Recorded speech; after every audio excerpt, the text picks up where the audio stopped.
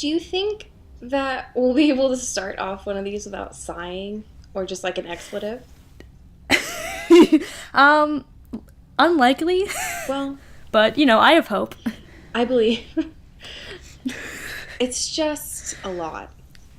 Listen, it's Christmas. And neither of us need to be reading this on Christmas. No, nothing says Christmas like Trash. Getting away from your family for a little bit to read 2 chapters of Twilight. That's Christmas. Was that your day today? That was my day. That's great. Because somebody wasn't prepared. That's great. For this podcast.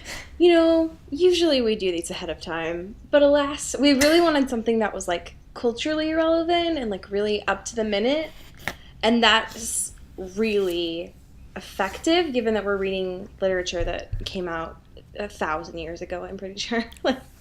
Yeah, that was a solid cover-up for us. Yeah. Waiting until the night before. On a holiday. It's good times. Yeah, on the Lord's Day. Oh, okay. I didn't know that you were going to be the one to bring that up, but damn. Okay, that's fine. Listen, Twilight's all about religion. It's okay? true, yeah. It's Whatever. really an effective lead-in. Good job, Cody. You really started that path for us. Yeah, thanks. I feel appreciated. I feel really valued in this moment. I feel valued in this co-host position. I just feel really respected and honored for everything that I do. Yeah, it was wild. This whole day has been a little bit wild since it's a religious day and then we're reading this religious text and it's just like... This sacred text. The sacred text. Yeah, I mean, we could call it that, but I feel like that's a lot of credit for this. So... And that's from someone who loves the series. And I feel like I haven't been promoting this series a lot lately. Like, I've just been, trashing on it. And I do want to say that I enjoyed this thing. It's just that it's shit. So, wow. I do have to do my civic duty here and critique it. Finding light in the darkness. Honestly. We read chapters 9 and 10. Yes. And they were, as they've always been, a doozy. The worst. It's bad. There's just so many things that I don't like. And that makes me sad.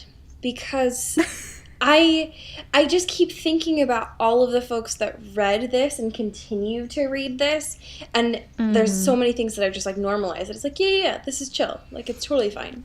It's not, though. Is the thing. Yeah. Just because, your bae sparkles, doesn't mean that abusive behavior is good. Yeah, I mean, if you want your bae to sparkle, don't get a manipulative partner. Get someone who knows how to use highlight. Yeah, truly. There's really not... That's just general life advice. Yeah. All you need is, a fan brush or your fingertips and a really effective highlighter, and you've got it done. You got it done. So don't worry about it. Just don't choose a partner that's a piece of shit. Even though his music taste is fine, I guess.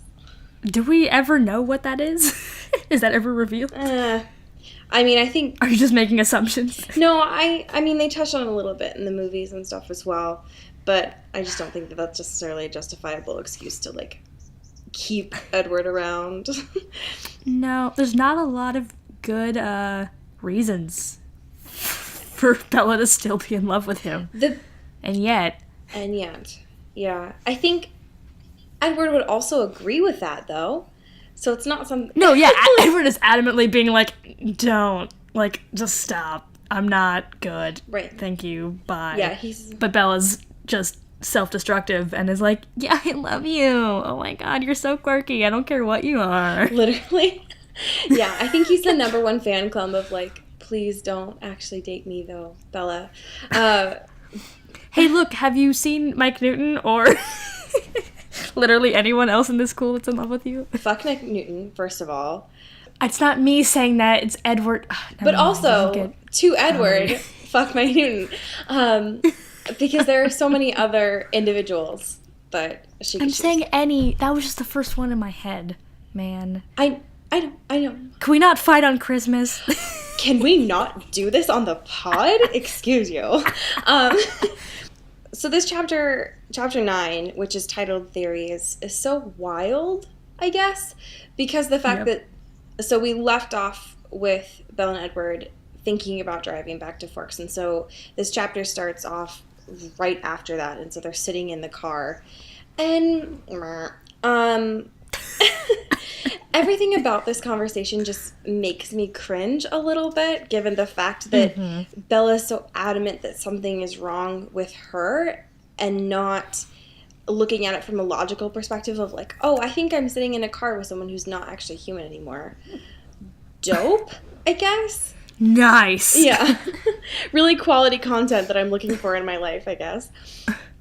Recently, we've seen this trend of Bella learning what vampires are and just doing nothing with that information. And we see that again, in which she's like, hey, how did you, like, know where I was or whatever?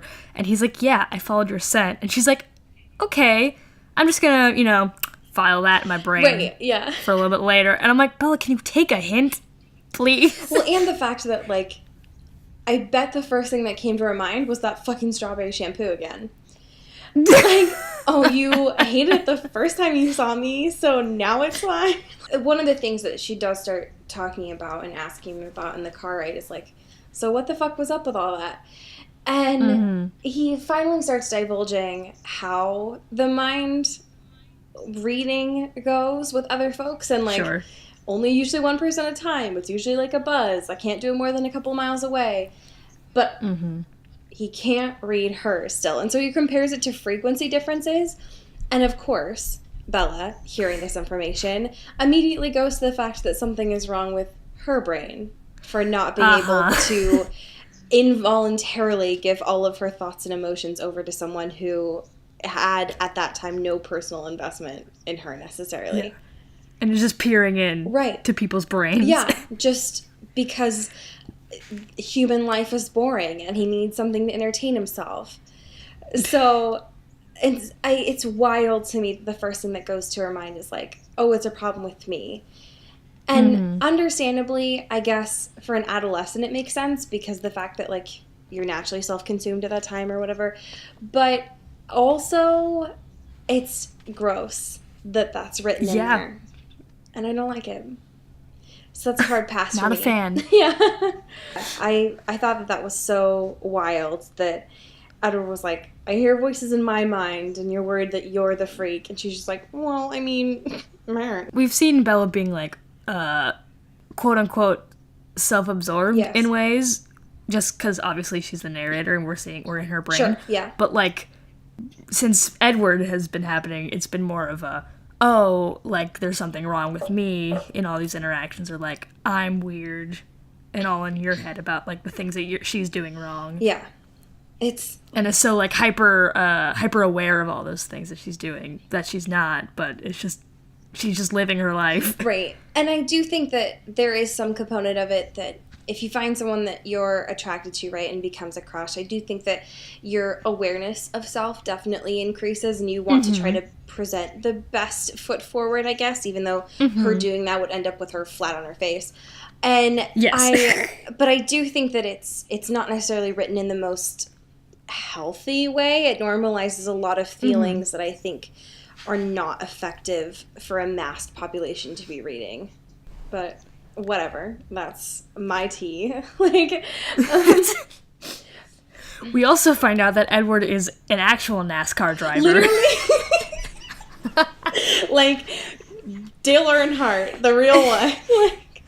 He's like, yeah, I guess I'll slow down to 80. Ugh, I hate driving slow. Like, this was the most relatable part of this chapter for me personally. Because as someone who also does not like to drive slow, I was like, yeah, all right, that's fine. But that's not slow, though. Says you. 80 miles an hour. 80. Yeah, that's fine. 80. They're driving on a freeway. It's really not like that bad. But I do think that Bella has a valid concern of like, hey, can you not kill us though? Is the thing. He's like, yeah, right. It's fine. Like, he just justifies it as the fact that like he has an internal police detector or whatever, and so he's like, no. Like, we definitely won't wrap ourselves around a tree, but completely dismisses her feelings about it. A+, Edward. Good job. That's really how you want to... Well, because he's also used to him being able to avoid any of that, right? Yes. It's like, hey, I can just, dazzle my way past any cops or whatever, and if I hit something, I won't die because I'm a vampire and everything's going to be chill. Right. And now he's like, oh, hey, there's an actual human being in this vehicle. Maybe you shouldn't do that. Maybe I shouldn't do that. Yeah. So that was wild with a capital W. So they move on to talking about the theories about Edward, right? And so naturally Bella has to talk about the fact that she was at La Push and met with Jacob and whatever. And so she mentions the fact that she tried to flirt with Jacob. Y'all, it was wild. The amount of times that dazzle in some form was used in this chapter was gross. And if there were to be a drinking game with this reading, that would be a good word to add to your bingo board or drinking game or whatever you would prefer to use. Because it's in here. If you command-eyed dazzle, I think your Kindle would just explode. It would just stop. Yeah, I agree. Yeah, my Kindle app would set itself on fire. Yeah, it's like, you know what? I don't want to live anymore. Exactly. That's it. That's all, folks. Yeah. But I do think that there is a component of that where Edward is like, poor Jacob Black. And it's like, honestly, fair. That's about the only nice thing that you're going to hear Edward say about Jacob ever. But ever. We'll take it when we can get it, I guess. So that was a lot. I think the grossest, weirdest thing about the situation is the fact that Bella finds out in no uncertain terms that Edward is a vampire. He confirms it in this chapter, and she doesn't give a flying fuck. Yep. Okay. So, just looking at this from a on-paper situation, you've got a vampire NASCAR driver driving this vehicle really fast in the middle of nowhere, away from your home, and you're cool with it.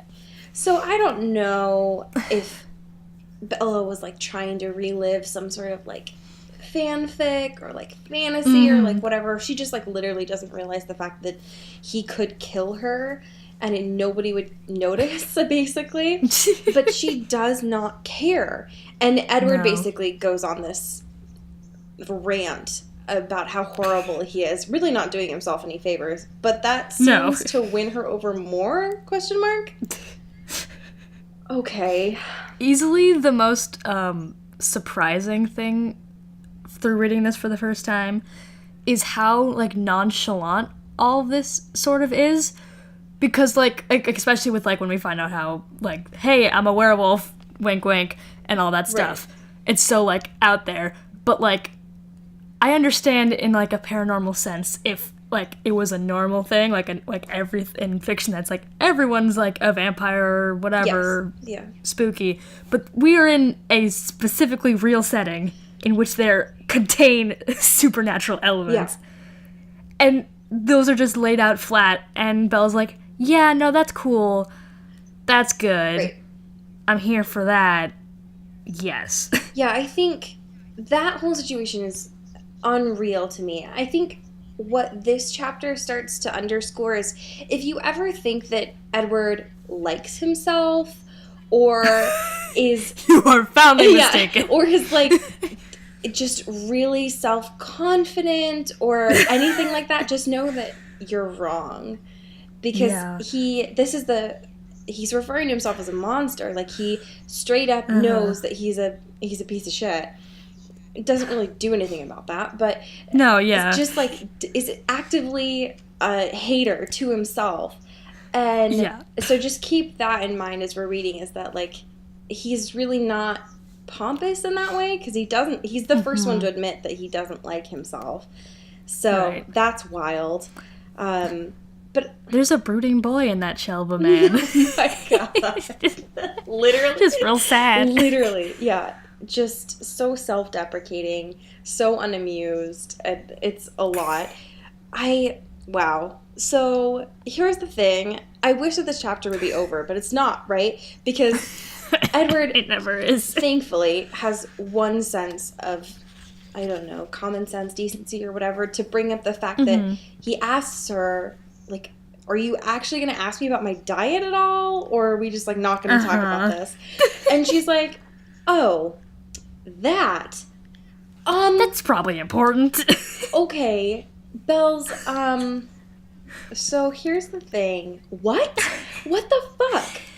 You did all this research on vampires, and it just slipped your mind that, like, you know, drinking blood and all that and killing people. That just, like, slipped your brain. Well, and literally given the fact that in this context of the car, they're doing their own sort of, like, Mythbusters episode, because she asks about him walking in the sun and, like, being awake during the day and the coffins and all of those things that we usually associate with vampire culture. And he's like, no, Bella, stop. Like, that's insulting. Truly. He's like, that just really goes against my brand, honestly. And my vampire brand. And so for that to not come up during this questioning, that would be the first thing I would ask. Sorry. Yeah, how'd you miss that, Bells? Yeah. Like, how are you able to be, you know, here in this moment? Well, Edward's, like, literally off disassociating, like, what? Like, I don't sorry, I was thinking... This isn't happening. I was reading a poem in my head about how much I hate myself. Sorry, were you speaking? Literally, he's so much of a... asshole sometimes, but not because he cares about himself. So no, yeah, it's just quite the opposite. Truly, everything about that doesn't make sense to me from a usual standpoint. But I understand, like, you know, Bella's not supposed to be portrayed as like a normal human, whatever that is, in this whole situation. Like, it's just a lot. Ugh, gross. I want to know your feelings about him bringing up her scraped palms. Yeah, I was kind of confused because he was like, yo, like, I mean, he was like, oh, please don't, you know, kill yourself like that. And when she went to La Push, she's like, God, please don't hurt yourself. Right. And she's like, yeah, I was fine. And then he's like, but your hands, though. And she's like, oh. And it turns out her hands are, like, scraped. And she's like, oh, shit, forgot about that. I apparently haven't used my hands in a couple days. Yeah. That, honestly, I'm not surprised. It's probably for the best. We just, like... put it for everyone around her. She just stops. I was just thinking, like, cut to Bella in, like, English class and she's using her toes to write or something, like, for no uncertain reason. Like, her hands are completely fine.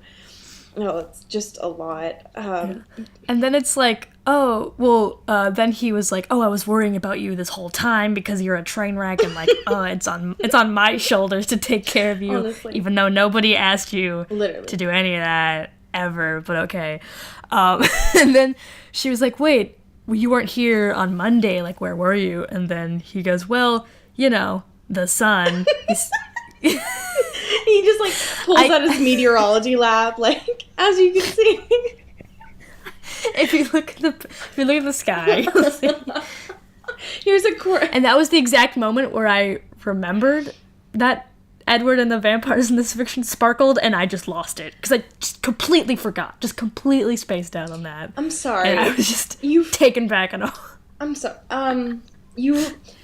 There's very limited things that you knew about this series going into it prior to this. I am aware. That was not one that you remembered immediately. It wasn't one that was in the forefront of my memory once going into this franchise. They are the pioneers of body highlight. I am aware of how important it is to the franchise. It just slipped my mind because I was focused on Bella's melodrama. I'm sorry. The dazzle is not a joke, okay? It is very much a part of the vampire brand. They are called the Shiny Squad for a reason. Why are you so personally offended? Because I don't actually know everything that you know about the Twilight Saga, so for you to have known and forgotten about how important the fact that these motherfuckers are literally have diamonds under their skin is unreal to me.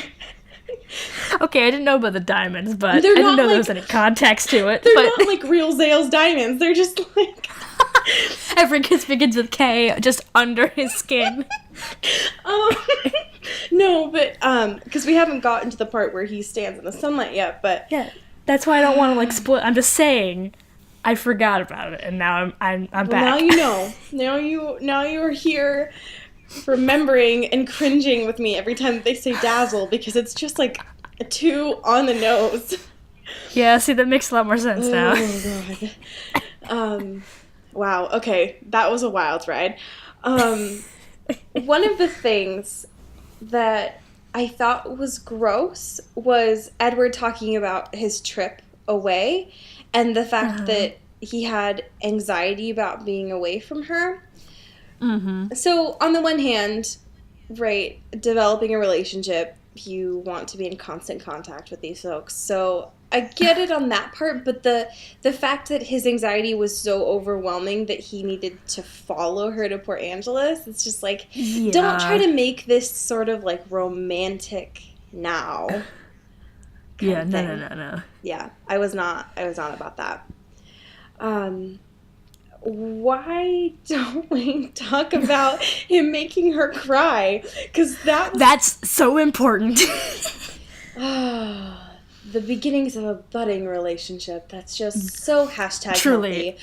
When I think of romance, it was hard to take this seriously, I will say, because Stephenie Meyer uses the phrase traitor tears. She does. Like, seriously, in a sentence. She does, yeah. Because, like, she's crying, right? And she's like, I'm not crying, what are you talking about? And then she says, in the most pretentious way you could describe crying, I hadn't realized the moisture in my eyes had brimmed over. I quickly rubbed my hand across my cheek, and sure enough, traitor tears were there, betraying me. It's just so extra. I'm pretty sure that, like, in my middle school diary, that was probably written, but I understand that is completely hyperbolic and a little... The moisture in my eyes brimmed over. And just... Who says that? Apparently... Honestly, Bella Swan does. Bella Swan does, is the thing. And I hate her for it. The fact that she's like, oh, my body, it's betraying me. You're saying this with your mind. That's also a part of your body. Like, everything about this is your body actively participating with you. That's fine. That's fine. That's fine. It's so much. It's just a lot. I just need, like, Paramore playing in the background or something. I don't know. Turn up the angst, I guess. Everything about this is wild. Thankfully, I guess the chapter ends, but it doesn't end on a good note. So Bella promises for Edward to come to school tomorrow. Yikes. Edward, I just, like, really care about your attendance. I really want to make sure that you get your homework done. Like, okay, that's fine. But apparently that... Meanwhile, Bella's tripping in every class she can. She's like, I'm doing great. I know how to school. And it's starting to underscore the fact that her academics are no longer becoming a priority for her as someone who is supposed to be, like, a hashtag intellectual. Like, wow. That's what I said. Literally, last week, I was like, yo, how's her grades going? That's probably not going to be great now that she's taking a back seat and, you know, focusing on Edward. Right. And y'all didn't listen. It's true. It's true. You were right. I thought that was wild. Oh, and then my favorite part of this chapter. Edward is like, he waits for her to get out of the car, right? And then he's like, 1, have a good night's sleep, wink. And then 2, he's like, just so you know, I'm not the most dangerous thing here.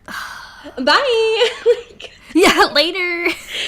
Don't go to the forest by yourself, bye! And then just rolls out. Literally.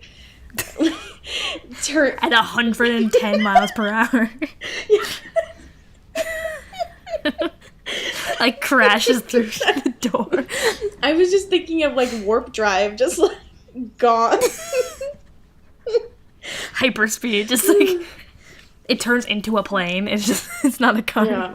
He used the right mushroom on Mario Kart or something, I guess. That... Wow, topical. Thank you.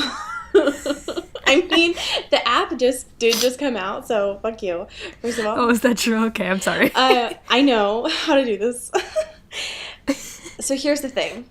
The end of this chapter. Uh-huh. It's a lot, but it's on the back of the book. It is, yeah. So we finally get that quote. Yeah, so the about 3 things I was absolutely positive bit. Which I don't think Bella's been positive about anything in her entire life. She hasn't been sure of anything. Yeah. She's always just questioning anything. She's not positive in the sense of 1, being certain, or 2, being happy like about anything. Yeah, no. None of them. That word's not fit her. No. I'm really excited for you to see this in the movie, this bit in particular. God. So that's great, because of the fact that at the end of this chapter, we finally get Bella's immense declaration of love towards the shiny man. Yeah. 200 pages in, folks. Oh my god, is that where we're at? We finally got it, yes. Damn. Okay, that's a lot. Yeah. So that's chapter 9. Yikes. I would not give it a 9 out of 10. Now to chapter 10. Yikes. Truly. So this one's called Interrogations. That could only lead to great things. With these non-confrontational people, perfect. Yeah, it's going to be a great start. I have a lot of feelings about the fact that how this chapter starts, I guess, in the sense of Bella coming downstairs, going to the thing, almost getting ready to start the thing, then realizing that there's a motherfucker in her driveway. How does she miss that? In what world would that... Okay, so life is stressful. Hey, and I remember Char-Dad getting a Volvo and also being Edward Cullen. Yeah, I don't remember not looking up and seeing this dazzling motherfucker impeding me from being able to leave my home. Okay. Questionable. Right. And so when she does end up seeing Edward at this time in the morning, her heart, like, literally stops, I'm pretty sure. She says it grows, like, 3 times the size or something. Wow, how topical for Christmas. Truly, huh? yeah. Yeah, really grinching it up there. Wow. So this is great because it's a surprise, right? So she's like, hey, what's up? And he's like, get in the car. And that's the conversation. You're making it seem more like a question than it was. Well, I mean, he does say, like, do you want to ride with me today? Yeah, but you don't just go outside someone's house in your car waiting for them to come outside and then be like, oh, funny seeing you here. You want to, like, catch a ride to school? Right, yeah. He came there with intentions. Oh, absolutely. And he was not going to say no. Can you imagine if she'd been like, no, actually, I just really like the warmth in my car. Like, I'll race you there. Listen, all your CDs are trash, so I'm just going to what if? Go on my thing. I love that, actually. I think that would have been perfect. The thing about this, right, so there's no way that she can say no because of the fact that it's a hella manipulative move, especially coming from him. But Shocking, truly. But how out of character. But the fact that Bella had the audacity in her narration to be like, well, he was giving me a choice, though. I was free to refuse, and part of him hoped for that. Excuse me, what? How do you know that? No. Is someone just, like, asking a question mean that they're hoping that you say no? Because then you should have just said no. And been like, actually, your music is trash. Get out of my way.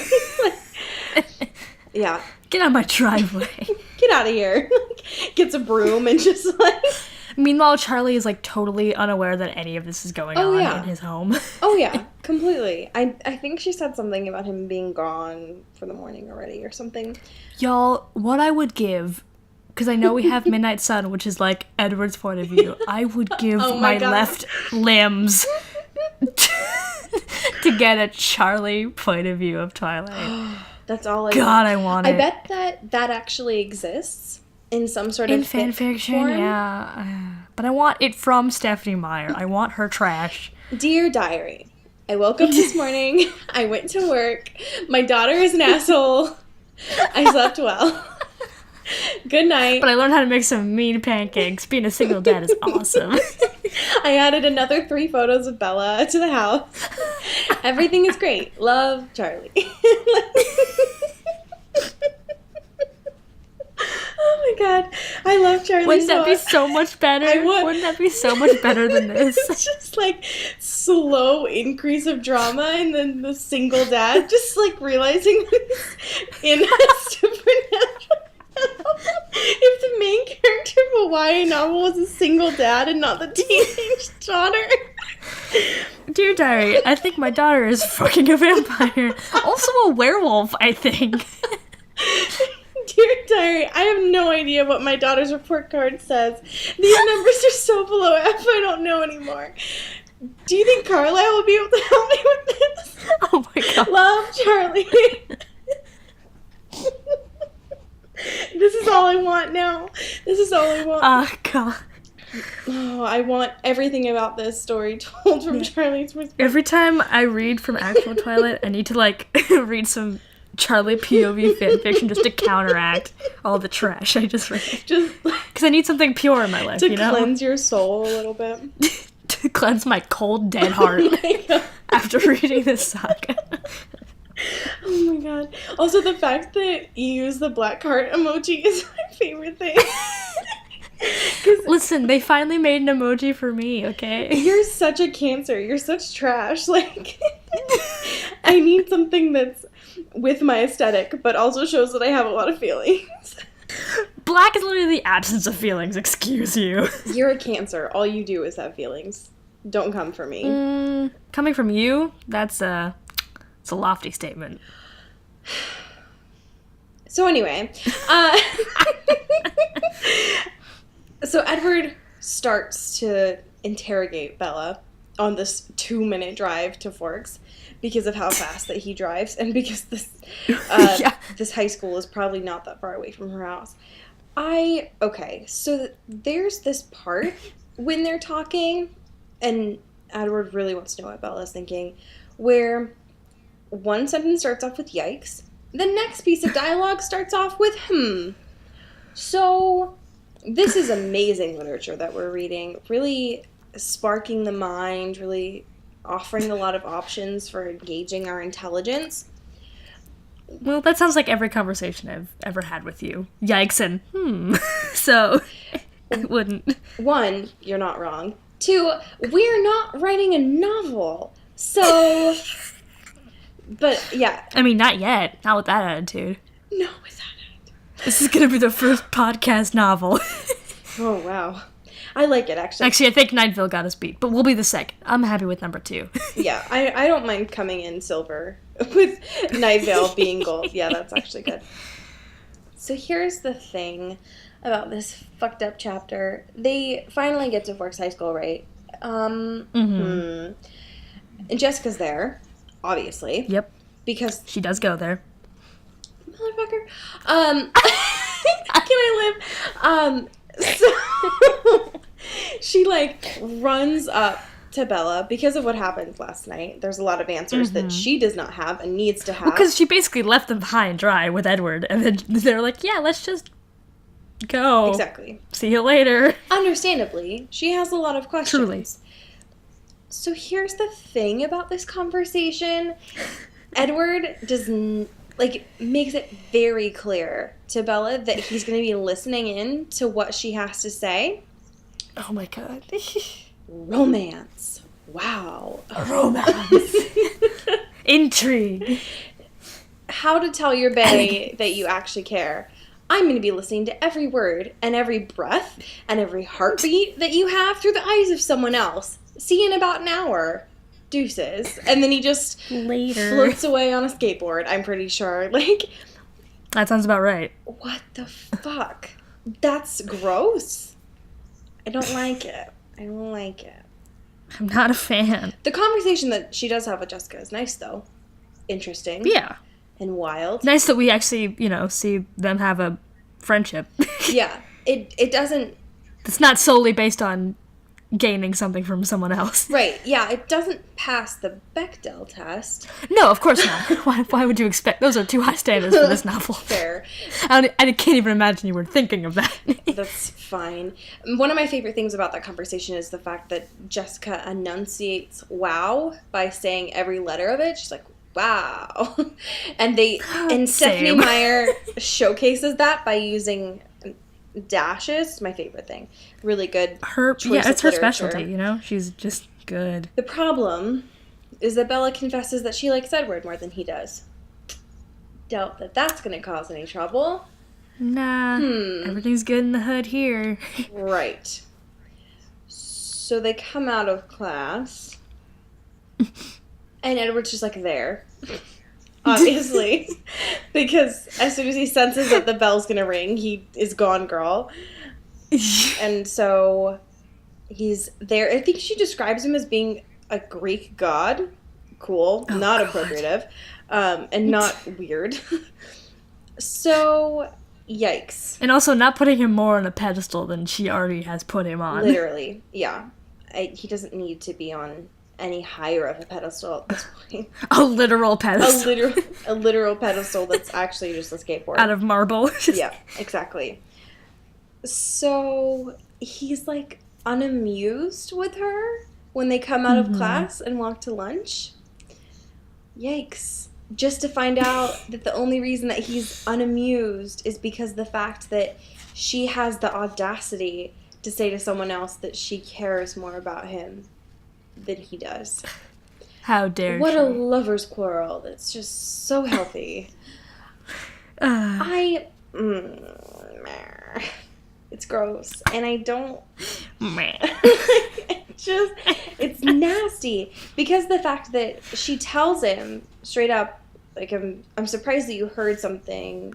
I'm not surprised that you heard something that you didn't like, because the fact that that's what happens when you eavesdrop on conversations. That's what happens when you snoop. You always find stuff you don't Exactly, like. because you're looking for it. And this motherfucker has the audacity to be like, I warned you that I'd be listening. That's not what that... Jesus. How to tell Bae likes you. Manipulation? You knew I was going to be listening, so, like, you know, maybe censor your dialogue a little bit for me. Ugh. Gross. Everything about that is nasty. Because the fact that he has the audacity as well to be like, you don't even know how much I care for you. It's like, okay, are you about to burst into song? Like, what's going to happen here? I will say the one thing that's good in this pile of trash. Go on. Is that this is the first time in which they're eating. Yeah. And having, like, a discussion together. Like, they actively get food, and they actively, like, it's a part of the plot in that scene. That's true. And it's not just, like, butterflies or, like, you know, just being with him, whatever. Like, there's actual food. Right. And it's noted. Yes, and it's important and valuable, and I'm thankful that that was put on there. They do have a brief conversation about food that I thought was interesting, and Bella admits that she ate dirt once. I forgot about that. How could you ever Bella, you train wreck. God. You just never stop impressing me with your actual just failure to understand social cues or to be a human. Yeah, she says she did it on a dare. More so than Edward. More so than the people that are not humans. Yeah, she admits that she ate dirt once on a dare. And she was like, it wasn't so bad. God. I'm imagining a tiny Bella Swan just actively wanting anyone to like her and just doing whatever it takes. You're probably not wrong. So just like shoving her head in dirt and being like, is this it? Is this just gonna make me cool? Like a literal anthill or something? Yeah. Oh, that's a really sad image. No. Just Bella. Sad. Like, and eating dirt.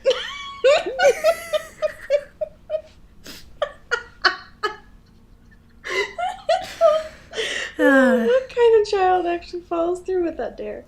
Oh. That kind of seems like, knowing how little we know about her mom, that it makes sense. That's True.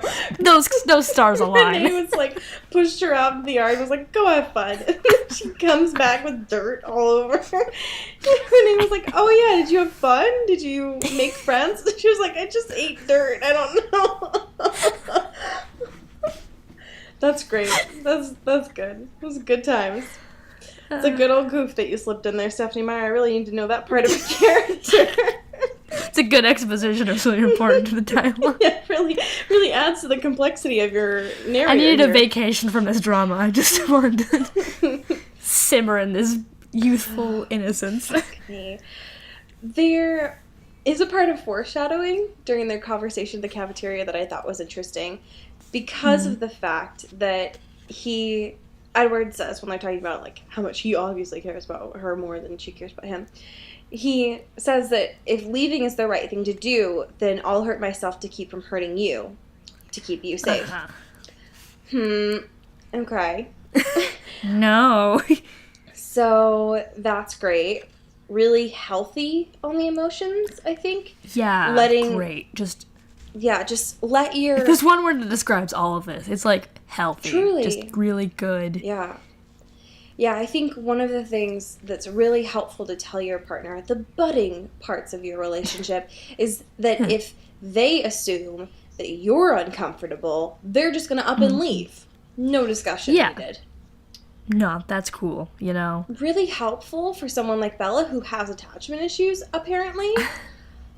Really good and for needs the same... a constant. Right, yeah. And has just latched that role onto Edward. The first guy she sees. Oh my god. Everything about that was just, like, nasty. Nasty to me. This is where we segue into our another installment of Stephanie Meyer keeps using ableist language, like, a lot. Like, so much. It gets worse, folks. It gets worse. It has not gotten better, my friends. God. Like, we joke about how Bella's a train wreck, and... Because she is. Yes, she is. But, like... And she's self-aware to an extent. Clearly not to the extent that she should be. But the way that she, like, describes it to Edward is like, oh, you know... Like, I have all these near-death experiences, and I'm being so clumsy that I'm almost disabled? Yeah. Fam, no. Yeah, that... No. It pissed me off so much. That's not good. I audibly groaned. I was like, no. And Bella. It's nasty on a cornucopia of levels, but also... So many layers. There's so much to unpack here. But it really does kind of underscore this idea of the manic pixie dream girl and how she has to be so unstable that it's to the point of being like on the disabled spectrum, but also like not too far because that would be just unattractive. Right, like how could that be in a romance? Like that's exactly. So everything about the choice for that, the fact that that line, as well as all of the other ableist language in this piece, saw so many eyes during the editing process, and that was not contested. So fucked up. That makes me I don't like it. Yeah. It's not good. So that's a hard pass for me about that. And also, all the people that were reading it at the time when it was popular, like, were usually younger and impressionable and just like, taking all of the language that is awful and problematic as normal. And which is not. It's not. And even if she did have some sort of, like, inner ear thing, right, that keeps her from being unable to stand up straight without collapsing like a cardboard, I think the fact that it has such a negative connotation in this context of, like, oh, it's cute if I'm quirky and just can't walk, but how dare I actually have something wrong kind of thing. Like, if my body is disabled, that automatically qualifies it as being unacceptable. No, Stephanie, that's not how this works. No. Gross. I'm not a fan. Yep. One of the things so they talk about Seattle, right, and going off, and he's like, do you really want to do this on prom? Like, we can just go. And she's like, no. I don't dance. I've already rejected too many people. Exactly. Yeah, that would start an uproar. I need to just lean into this thing. So they're talking about how they're going to go out and do this thing or whatever, but in order for this to happen, Bella has to tell Charlie about what they're doing because of the fact that doing so would give Edward an incentive to bring her back. Okay, so what is the thing? What? Excuse me, that was not a joke. Like, that's not funny. That's not cute. There's so much, like, possessiveness and ownership in this relationship. And it's like, oh, well, like, I have to, like, clear it with your dad, you know? Like, he's got to make sure that he knows where you're going. Right. Make sure you're back by whatever. It's like she can do this. Right. Yeah, she is 6 months from being a legal adult, maybe less now that it's not March anymore. So it's probably like April or something. So she's basically almost a legal adult. She had agency before that time, but now she almost has like legal agency of being able to do something without her parental permission. So you can fuck off with all of that nastiness. Because what? Thank you. Yeah, I didn't like that. Also, guess what, Edward? You're going to be 17 forever. So how's that legality working for you? Exactly. Huh? And then they talk about biology again, of course, obviously. Of course. God. Because they have to head back to class. Because apparently their lunch does not last 3 hours. It's just that this conversation takes forever to get through. What? Why? Why? Yep. Why are there conversations like this?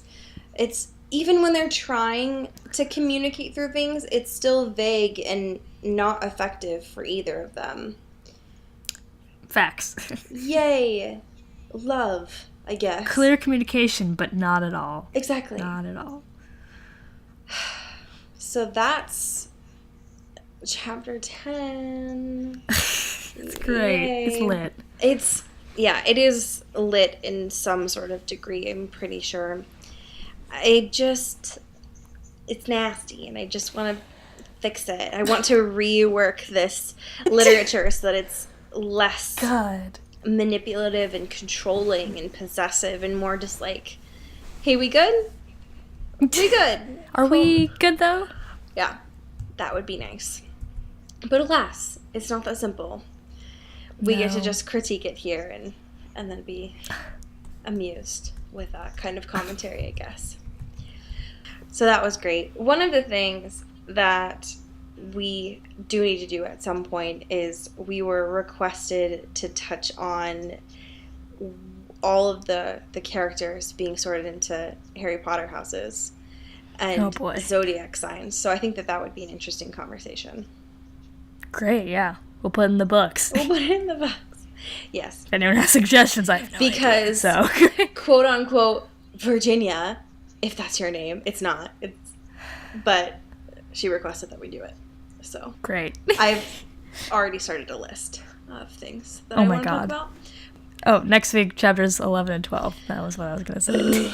Yes. We will officially, when we're done with chapter 12, be halfway through this novel. Oh my gosh. Because there's only 24 chapters. It's wild. It's wild. Math sure is wild, huh? Yeah. Yeah, I'm pretty sure that there's a 90s song that talks about how math is wild. I'm sure there's a lot of neon and pants. I think there's a 90s song about most things. You're not which is wrong. One of the greater things about the 90s. You're not wrong.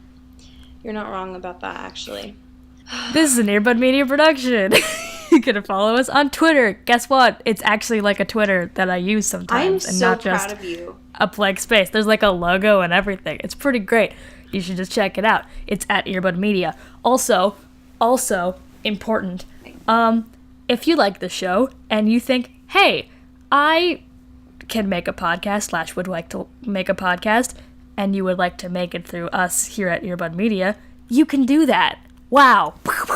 How? Let me tell you. I have made a Google form thing, so you can fill out stuff like what kind of podcast it is, or like what your ideas are, etc. You can find that at bit.ly/earbudpitch. Damn. And just send all of your stuff there. It'll be great. Okay. And all that stuff's also on the Twitter, Earbud Media. I can't call you a poser anymore. Great. And, I'm proud of you, but also... Listen, I'm a poser for a lot of reasons, so there's always more reasons to find out. That's true. But I am proud of you. Good job. That's great. Thank you. I like that a lot. You can find us on Twitter at Into the Twilight and on Tumblr at intothetwilightshow.tumblr.com. Facebook, Into the Twilight, everything you can think of. If you can't find it at Into the Twilight, find it at It's Into the Twilight Show. Yeah. Yeah, you can figure it out. We believe in you. Yeah, it's there. We're there. I am on the front lines, finding you all the greatest content Twilight related. Sourcing all. It's honestly a beautiful curated. Yeah, if you at this point have not looked at my greatest achievement, aka our Tumblr, I'm one, disappointed with you because it's Christmas, excuse you. Yep. And two, why? I love it. It's artwork. It's the only good thing to come out of 2016, so you might as well check it out. Wow. I don't disagree. Yeah. It's artwork. We also have a Patreon. We do. So if you want to, sponsor us a little bit, send in those dollars, even if it's, $1 a month. Yeah. That will greatly help the show. We have a lot of cool perks. You'll get access to a lot of fun stuff, like bonus content and fun things, letters, what have you. They're great. For the price of a cup of coffee, you can get a lot of wild stuff from us. So I would definitely check it out. Yeah. So that would be a great way to start 2017 is with your money, actually. That's what I want for Christmas. Your money. You're not wrong. Hey, we know you all got some form of money from your great aunt or whatever.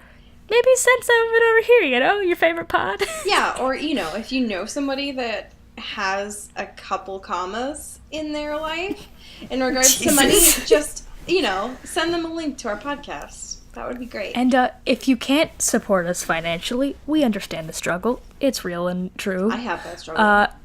It's true facts. The best way to support our show is to spread the word. Rate us on iTunes and review us. Give us those stars. Get people to know who we are. Share it to your friends. Do all the things. Yes. Email with amazing or shitty Twilight fanfiction because I have plans.